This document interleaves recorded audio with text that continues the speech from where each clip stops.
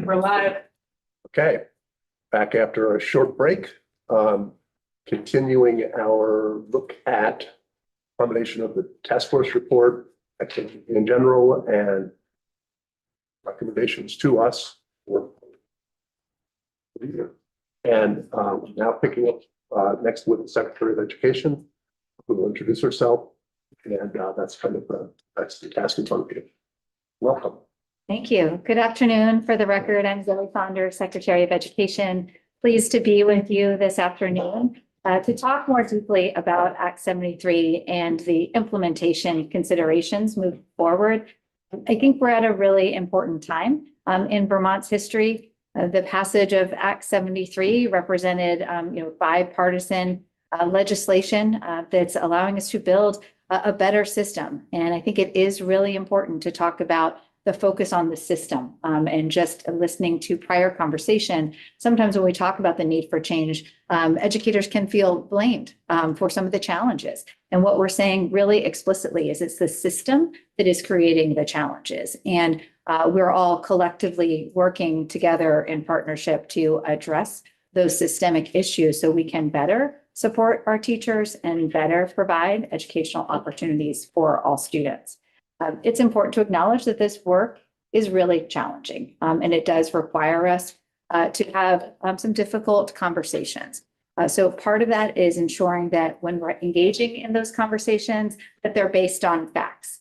And so in my role, it's important that I do correct the record on certain aspects, which I will do throughout the presentation. But more than that, it's confusion. I do think there's a lot of questions that Vermonters still have. There are questions that legislators still have. And so as I walk through the presentation today, I'll highlight the areas that I have identified are the most consistent inaccuracies that I've seen, or also the questions that continue to come up that I think are important to name and identify how they have been contemplated as part of Act 73. So the request for my presentation today was to provide our evaluation of the redistricting task force's report. So I will walk through the evaluation that I provided to the task force, and then I hope we can pivot to talking more about the future and identifying those decisions that are important to determine for this session in order for the state to move on the goals of Act 73. To begin this conversation, I want to provide background for the evolution of Act 73. I came into this role as a Secretary of Education at a very challenging moment in Vermont's history. At that time, over a third of the budgets had failed.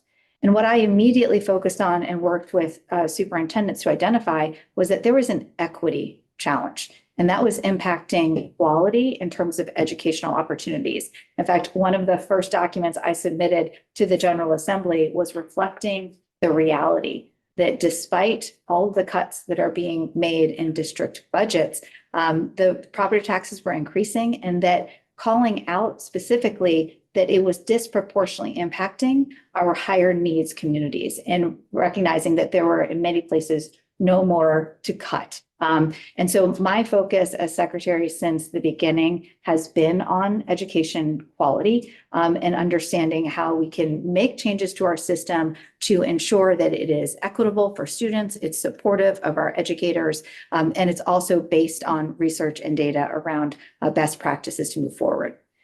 The General Assembly early on recognized the need to study and evaluate a better approach for how we can organize our system, and it was the General Assembly that commissioned a report in 2023 that resulted in the Pikus and Auden report, which was published in September of 2024.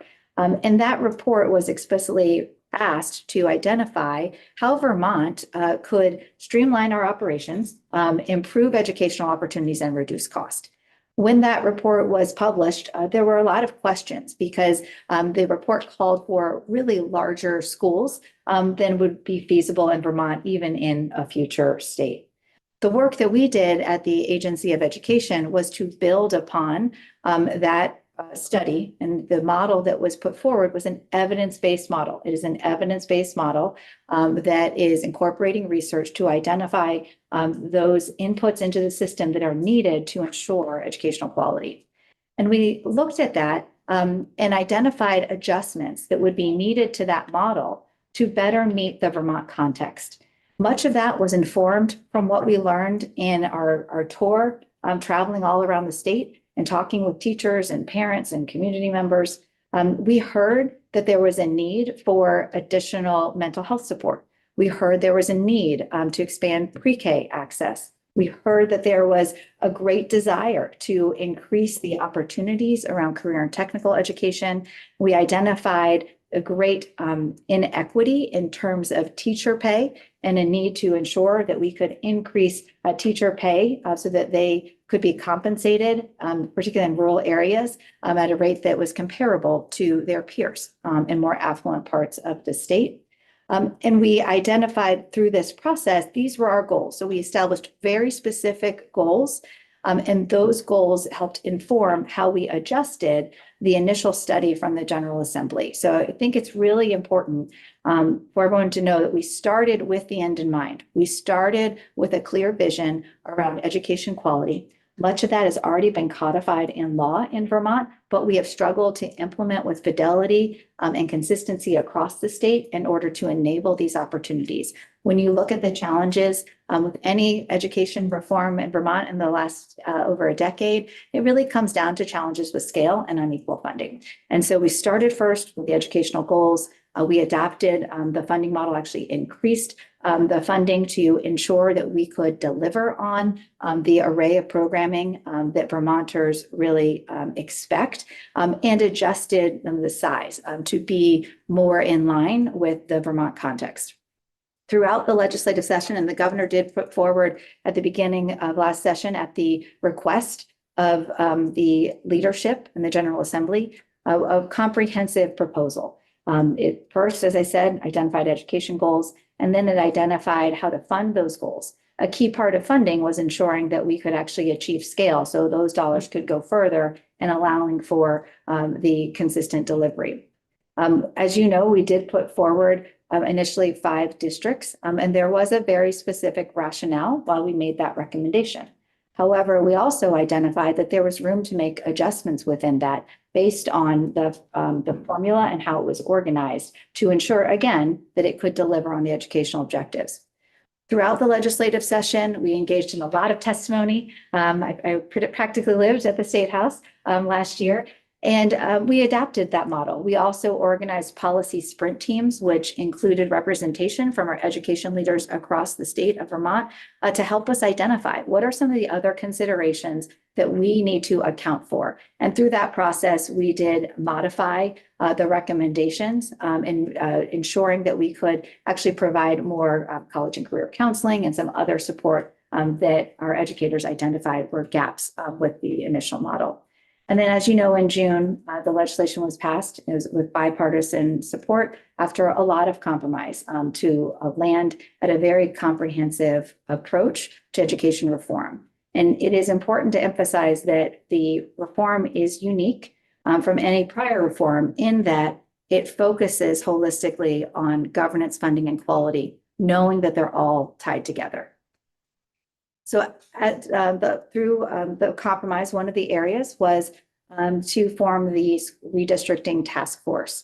It was certainly our hope that we could identify new districts last session, but the governor recognized that there was a need for additional time and a request for that process. So the redistricting task force was formed, and they had very specific requirements. I would say that, obviously the intent of the task force was to recommend new school district boundaries to the General Assembly. They were asked to study and consider different configurations and propose no more than 3. So those requirements that were outlined were very clear parameters. They included enrollment of 4,000 to 8,000 for each district, also included other measures that would support the overall delivery of the education quality goals and to make the funding work. And that included, as I think the task force shared with you yesterday, the array of parameters. And so the considerations, they were asked to look at some of the other factors that would influence the operation of those new districts, including transportation patterns, geographic barriers, and those type of items that should be taken into account. I think it's important to identify first that this certainly was an area of compromise. Also to reiterate, it was a narrow task. And it was a narrow task because the parameters had been identified really clearly in order to deliver on the goals of Act 73. And I think that's important to emphasize.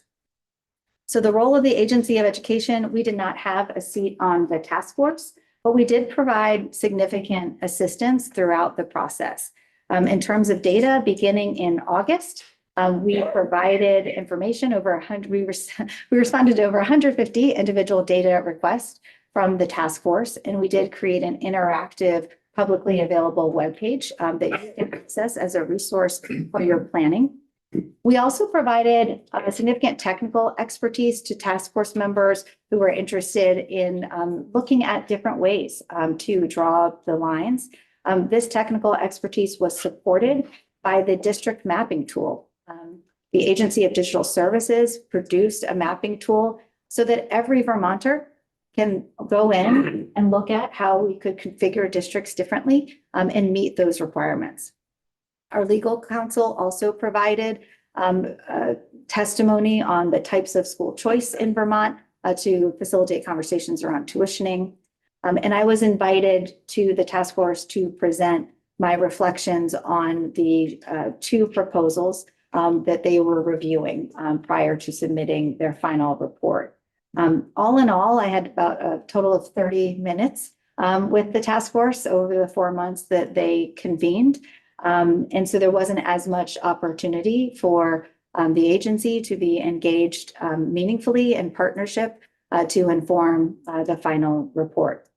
I think it's really important at this point to correct the record on a few statements that I think have been misleading, and also lead me to believe that there's room for more education, right? So this work is very complicated. We are considering a lot of large scale change. And so for the record, just want to address a couple of common misconceptions that we continue to hear, and also some of the testimony yesterday from the redistricting task force.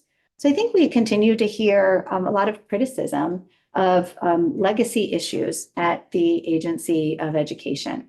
I feel it's important to note that those are reflective of the old education, the Agency of Education, not the Agency of Education that I am currently leading. I have been very transparent in naming some of the prior challenges and have documented those. And we've worked proactively in coordination and partnership with educators across the state to develop a plan forward. So we are coming into this legislative session with a strategic framework and a plan. We've identified the priority areas. We have identified the key goals that we will track. And also we have completely reorganized our agency to better support the field. So I think it's important as we're talking about the overall strength of the system to also recognize that we at the agency could tell very early on that we needed to change to support the field with this level of work.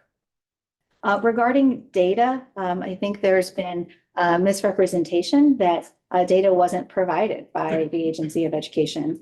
I did personally attend the first redistricting task force.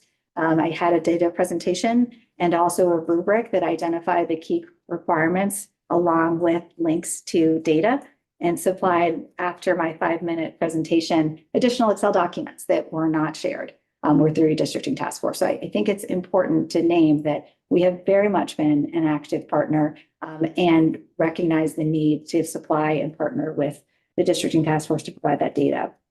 There was also a comment made that, we say all of our data is perfect at the Agency of Education. I think you've heard me pretty consistently identify that we have had some legacy issues with our data collection and data reporting, and that we are very focused on making improvements to that. what that looks like is additional data certifications that are currently happening in the field. So as we bring data forward to you, you can be assured that that has gone through an additional process of data verification from the field.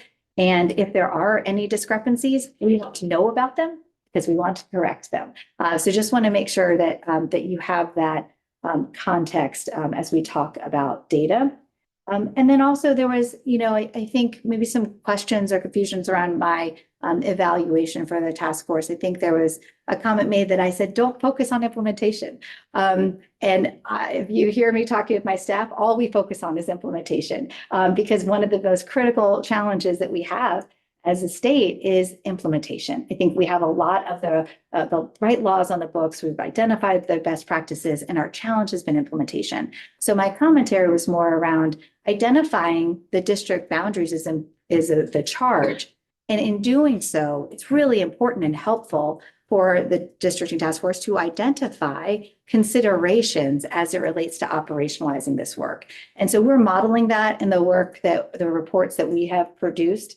We identify, we answer the question, identify the data analysis, but you'll notice in every report that we bring forward, we will also note additional areas of inquiry. And that's really important because we have to name where there are areas that we need to further explore and identify considerations for how we might need to make different decisions in order to achieve our goals. So just wanted to emphasize that, certainly continue to be here as a willing partner and that we are very much focused on implementation and providing data as we move forward. I think moving into points of consensus, we're starting this legislative session having worked through a lot of really challenging conversations and coming to consensus on some big areas of need for our system. And I would say that these points of consensus have emerged certainly through the work of the Redistricting Task Force, through the Commission on the Future of Public Education, through our Listen and Learn, and through all the ongoing work we're doing with our strategic planning. It is clear that we have a challenge of scale. And in the Redistricting Task Force, they did note the importance of scale and recognizing that scale certainly matters and it affects per pupil spending, it affects the opportunities available to students. There has been a recognition that we do need to merge. Our system is overly complicated for the number of students that we serve. And the Districting Task Force also noted that in their report, that we have too many buildings for the kids that we have, and that there's a need to get more kids under fewer roofs because we know that we can provide a greater array of programs and courses and support for those students. And then there is a need to manage school choice, and Act 73 already identified ways in which we can organize our ecosystem more effectively in that process. We have been consistent as an agency of recommending districts as opposed to supervisory unions and identifying that school choice can be managed through policy and not governance. So when asked to provide our reflections and evaluation on the proposal, I shared four main areas of feedback. One, that the voluntary merger and cooperative education service agency proposal, it maintains 119 school districts and 52 supervisory unions and supervisory districts. That simply does not align with the intent of Act 73, which is designed to reduce the number of districts. The cooperative education service agencies add bureaucracy that adds another layer on top of the 52 supervisory unions and districts and 119 school districts. It adds a layer of cost and complexity to an already top-heavy governance structure. Third, the proposal does not address how districts will be funded during the decade-long voluntary merger period. I think this is a really critical point because there is a sense of urgency to address our challenges now. We know that we're facing really difficult cuts that translate into less opportunities for students. And so a 10-year ramp is really hard to conceptualize what that will mean and for our students over that time period. That's a generation of students. And fourth, a larger reflection that we need a strategically designed system of monitoring, oversight, and training that reflects our small size and that we build capacity at the right levels. So in the next few slides, I'll go into a little bit more detail on those 4 points. The first, as it relates to the primary question of aligning with Act 73, my evaluation is put forward in the context of Act 73 because the redistricting task force is part of that law. The current proposal does not propose new school district boundaries. It represents an entirely new policy path. It has not been contemplated yet by the bipartisan coalition that passed Act 73. There also has not been modeling around the financials or clarity around the educational goals that will be achieved. So by any plain reading, the proposal is inconsistent with the goals and guardrails established by the General Assembly. It does mirror more of Act 46 in its narrow focus on governance reform. And what will make Act 73 a success in our ability to achieve the goal is keeping governance, funding, and quality together. If we separate governance, we lose the opportunity to ensure that those governance changes are actually delivering on the educational quality goals that we're trying to achieve. The second point related to the Comprehensive Education Service Agency construct. The proposal inverts the governor's original plan. If those lines looked similar, it's because they were the same lines of the 5 districts that the governor proposed. The difference is that it maintained the 52 supervisory unions of districts underneath and the 119 school districts underneath. So it results in more governance, more overhead, and the preservation of the legacy and efficiencies because we're not identifying some of the root challenges with operating our smaller districts. We do have smaller student enrollment than other service sharing, other states that do this model. In fact, supervisory unions as a construct were put into place to try to do this work and have proven really challenging operationally to do in a way that actually coordinates service delivery and saves cost.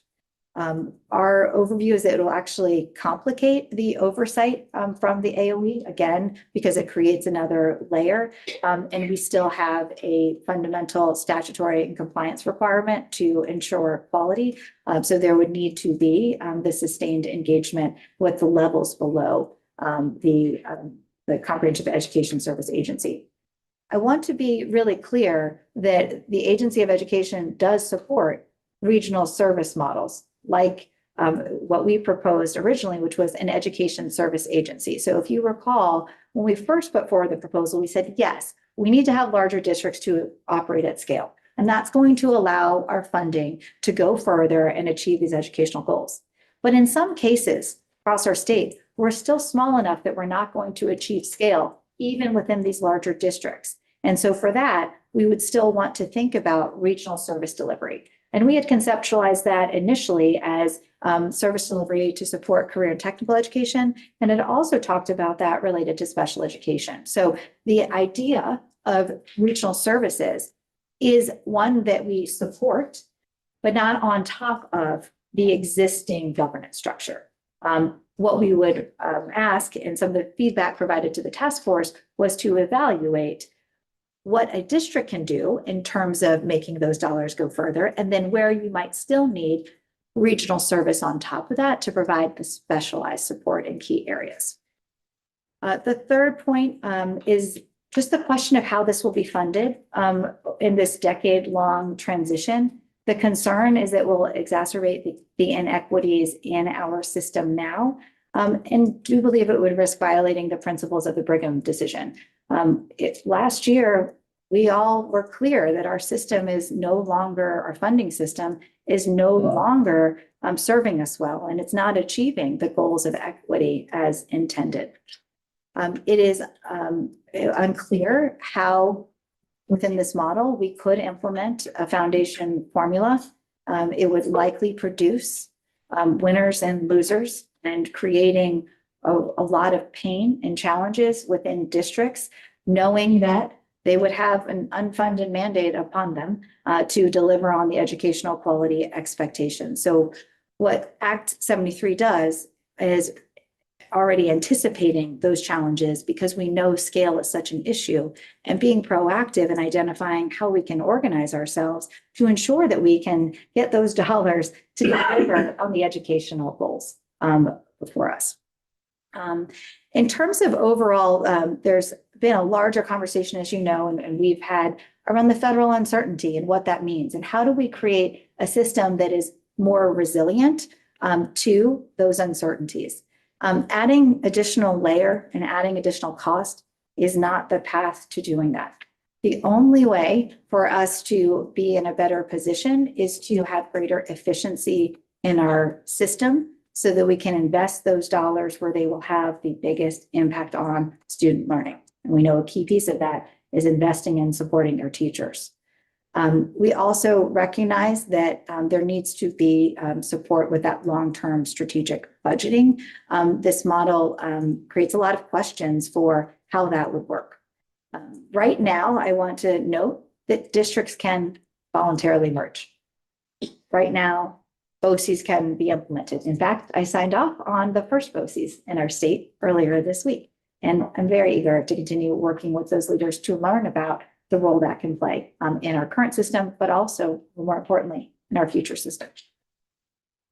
So the last point is we recognize that we have a very complex system for the number of students that we serve, and we need to be focusing on how do we strategically design that system to provide the right level of support to drive continuous improvement. The Agency of Education has recognized the need to have clearer accountability, to have clear expectations, but that come with support, that come with training. And that's a lot of the efforts that we've been doing through our strategic planning process in reorganizing how we operate, reprioritizing where we focus our efforts to make sure that we are adding value to the field.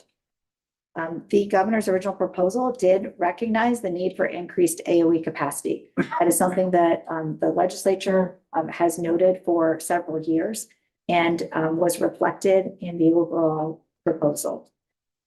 And so thank you to the legislature for recognizing that the need and the increased demands on the agency by approving the appropriations to support this work.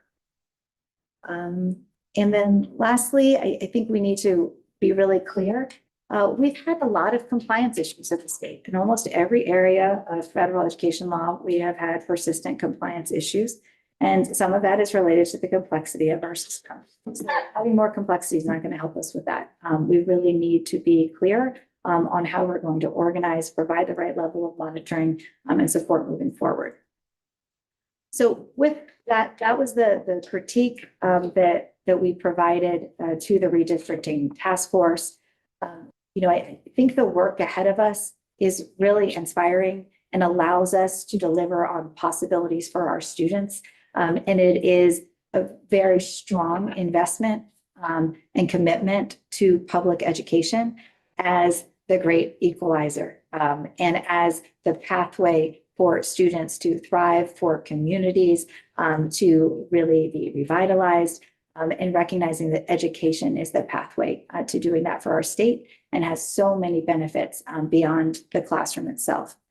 So we also recognize that this work is really challenging, and we recognize that we're going to continue to have difficult conversations. We are going to continue to be asked to do more, provide more support. And so in anticipation of that, we are, as I mentioned, making some changes at the agency. We are very focused on our strategic plan. We are clear on our priorities. Those priorities are reflective of the needs of the state. They're reflective of the legislative priorities that have been put in place over the last several years.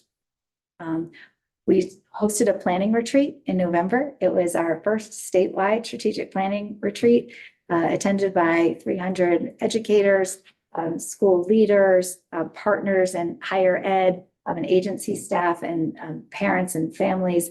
And it was just a great opportunity for us to come together and identify what are our challenges and what are our opportunities ahead.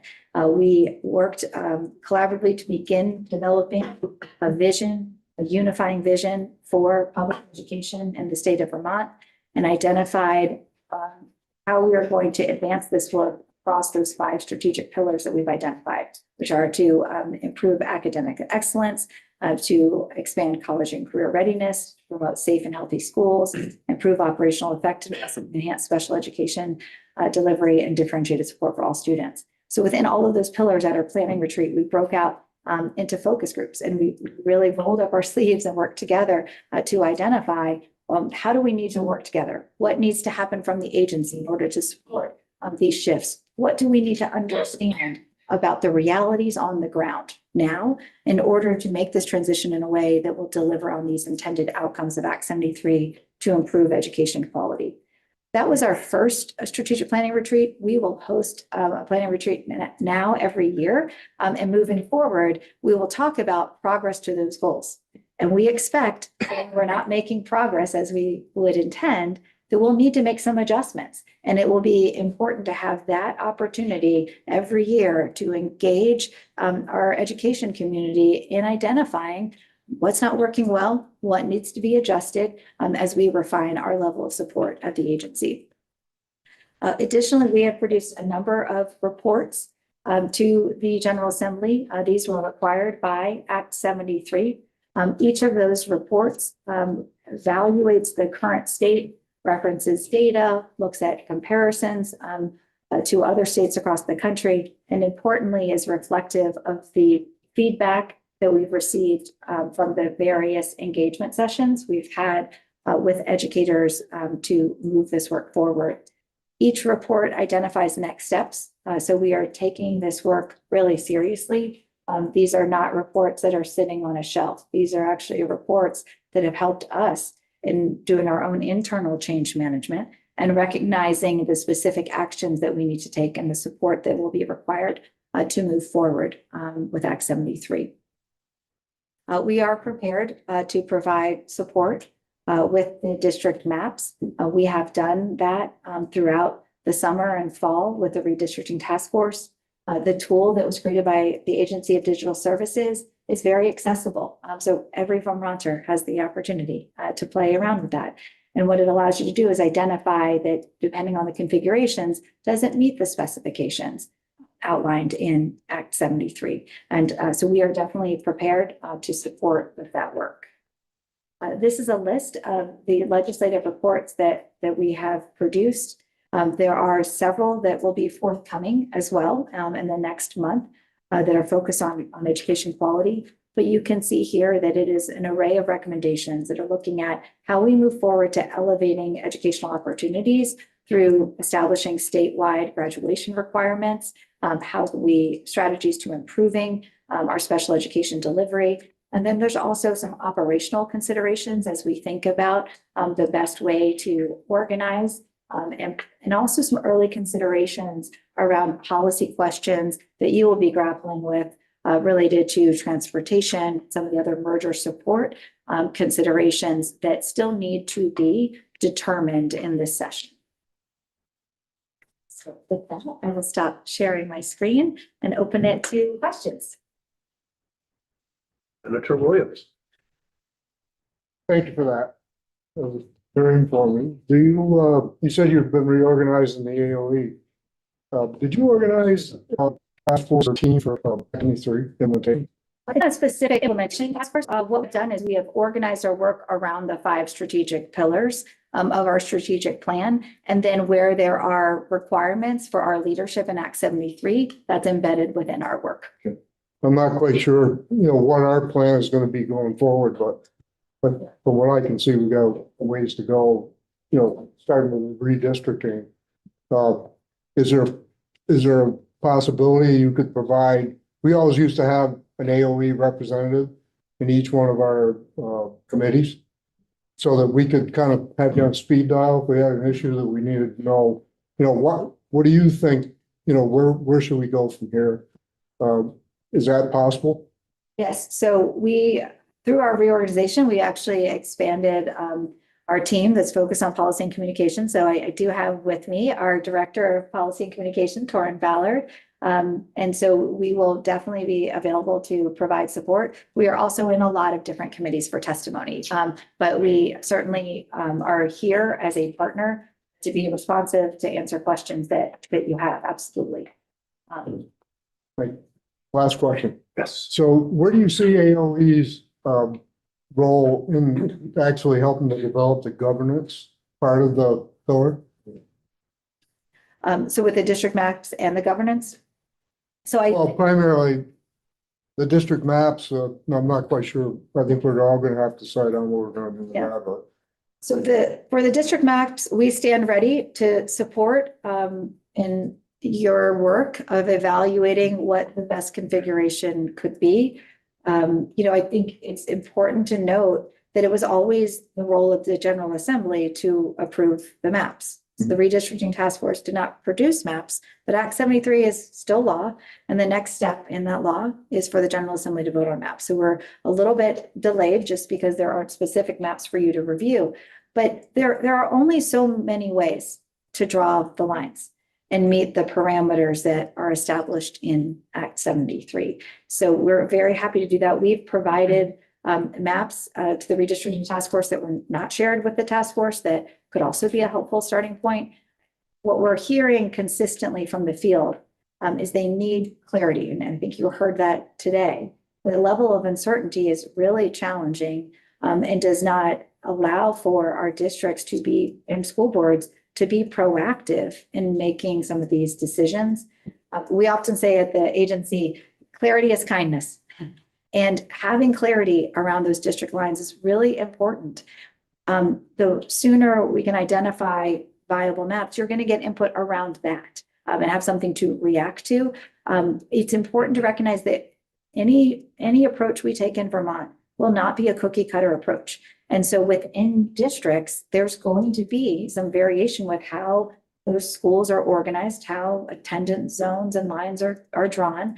And there's a recognition that there are some parts of our state where schools are going to need to be much smaller than other parts of our state. And that's why Act 73 contemplates that. And you all recognize a need to have criteria for small by necessity. So I think it's really important, even though we're talking about, larger districts, the actual portfolio, the schools that are operated within those districts might look a little bit different, right? And that's okay. That's how it is accounted for and the way we would fund and support the system. so the plan needs to be a living document. And it's gonna morph. It's gonna change as we go along. You need to move, I would recommend moving on the district lines, in doing that first. I think through that process, as I said, there's only so many ways to draw the lines and meet the criteria of Act 73. And then to your point, if there's feedback around, it doesn't make sense for this particular configuration to be there, that allows you to then, make those adjustments for reasons that are legitimate and would be best served the organization. Districts. Thank you. Any other questions? Yes. Can't let her get away so easy. One question. So in our 5 different school visits with administration, teachers, students, parents, there was a lot of criticism about the fact that there was not data offered on cost savings. So I'd like to, if you can validate the fact that going way back into like March and April, I believe you brought to the committees a cost matrix of kind of a notional administrative organization right down to the individual. And so first off, did that exist? Was it just a figment of my imagination? And is it still exist for different modeling purposes? Yeah. So I'll go back to the slide where I talked through the evolution of Act 73. At every iteration, there was cost modeling conducted that showed cost savings and improved educational opportunities. That was done as early as the report that was commissioned by the General Assembly. And we took a lot of testimony after introducing the governor's plan to model that and actually produced sample budgets based on the funding formula within the districts. We identified how those budgets could be adjusted depending on the final configuration of the districts. Knowing we could land anywhere between 10 and 20 districts as outlined in Act 73. So there's a tremendous amount of data, a tremendous amount of cost modeling, a tremendous amount of research that has informed the development of Act 73. The final funding will be determined by the General Assembly. With the current figures that are in Act 73, we have also done modeling, and our tax department led the way in identifying how the foundation formula in Act 73 will save money compared to the projections if we stay on our current path. So yes, there's a tremendous amount of cost modeling that has been done. Just following up on that, one of the concerns we hear a lot, and frankly, it's been one of my big concerns, despite my feeling that Act 73 was sort of the path forward, is the cost of leveling up as districts become larger. And I just frankly can't remember if leveling up was part of the cost modeling or if that is part of any sort of system for. We did. We included a model that walks through within the regions that we were contemplating at the time, how that could be adjusted to increase teacher salaries on average. And then we got that question, well, what does this look like on average? Let's actually see it in relation to the real salaries of teachers. So we brought forward another model that looked at the regional differences. And that's where we saw really clearly the disparity. We're over, in our most rural communities tend to pay their teachers about over $20,000 less than other parts of the state. And so we identified how we could be really more targeted in adjusting those salaries to get to parity. So we do have that documentation that was shared. It was modeled within the framework of the 5 districts. But as you move forward with your planning and identify what that new district configuration will be, we can use the same principles to model those budgets. And then what I'd like to do is,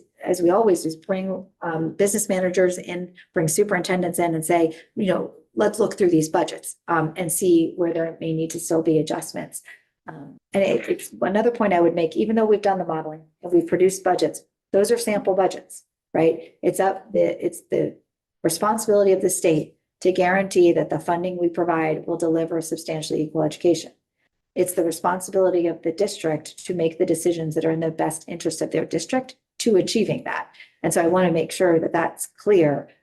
Even though we have done the modeling, it is not prescriptive to the level, this foundation formula, of ensuring that those costs are spent in exactly that way, that staffing matrices are developed in the exact same way.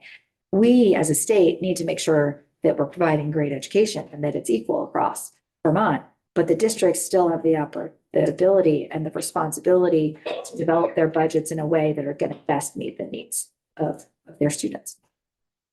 Just my concern is that those of us who've been through Act 46, as we combine contracts, probably, the knock against Act 46 and it didn't save money. I would argue that any time, but one of the significant costs was leveling up salaries and contracts of all the public school employees. So Act 73 also has contemplated other parts of our system, right? And I think what you're naming with Act 46 was really focused on governance. The funding system didn't change. So as we move forward, the funding will change with this.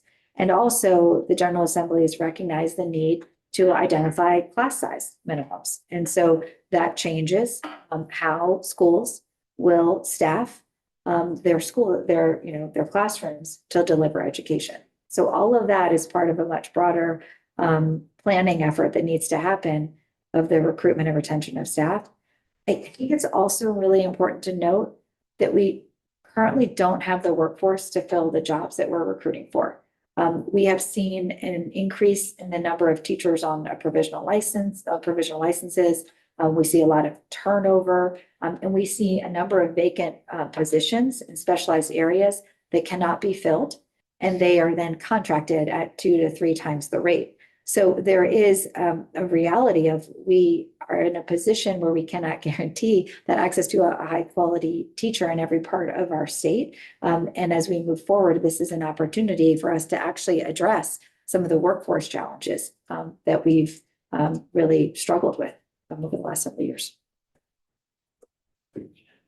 Do you have a plan or, would you consider a plan because of the disparity between the teachers' wages to come up with a statewide program for that based on, steps, longevity?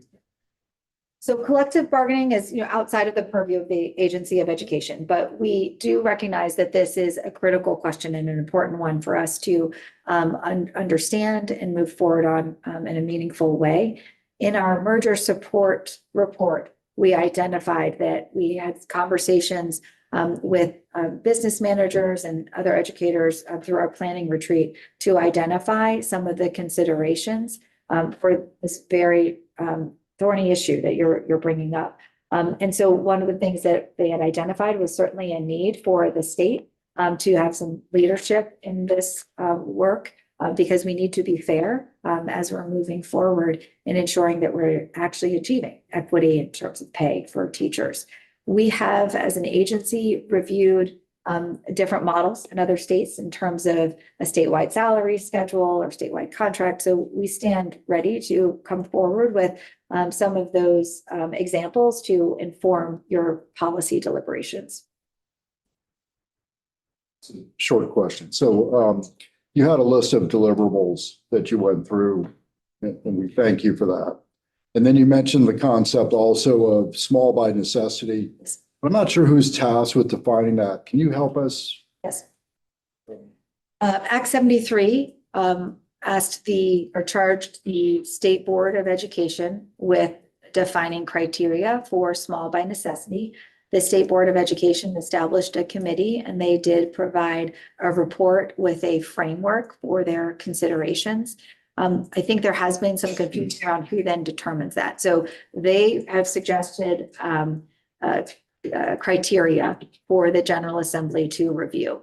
Once that has been approved, it's the responsibility of the agency to evaluate that schools meet that criteria. But it's the General Assembly to establish the criteria. The state boards made recommendations. Once that's done on a regular basis, as we would do already with the small schools grant, we're responsible for ensuring eligibility for the criteria.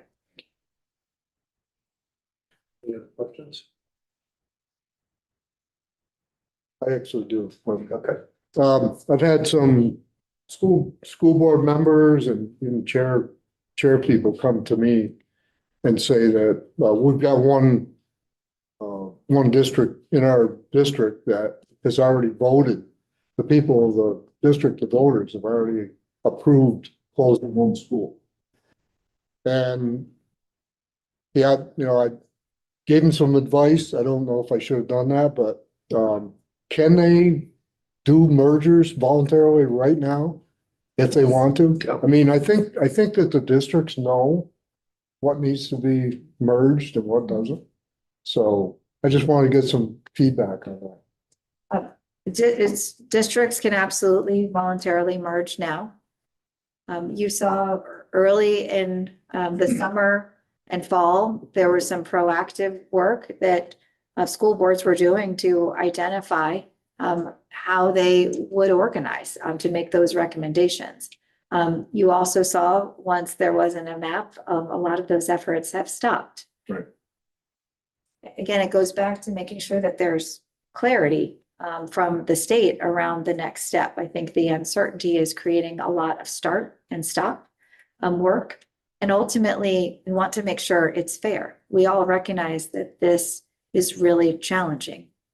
And it's important that as a state, we're providing the right level of support, the level of clarity, the guardrails to make sure that that's done in a way that is fair. And so I do think across the state, there's a recognition that we need to achieve scale, but they're waiting to understand what some of these final decisions will be. And that's really clear in all the conversations that I have, with our superintendents and principals. It's clarity. And when they ask me what's your role this legislative session, to try to get clarity. If we have clarity, we can provide better support to the field. The field can identify how to move forward. They can start sharing contracts with other districts. They can do the work that's needed to help with the transition.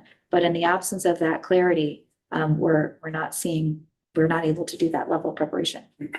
I got the impression that there was a lot of pushback to, and rumors flying around out there, the state was going to force mergers up.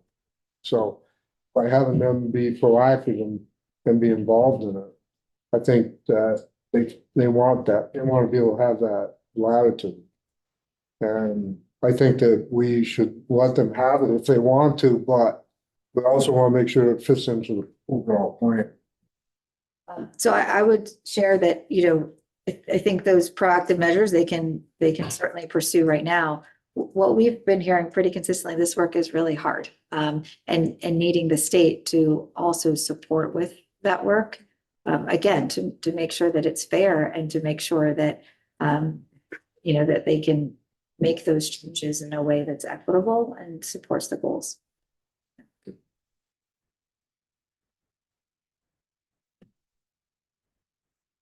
Is anyone else? Thank you very much.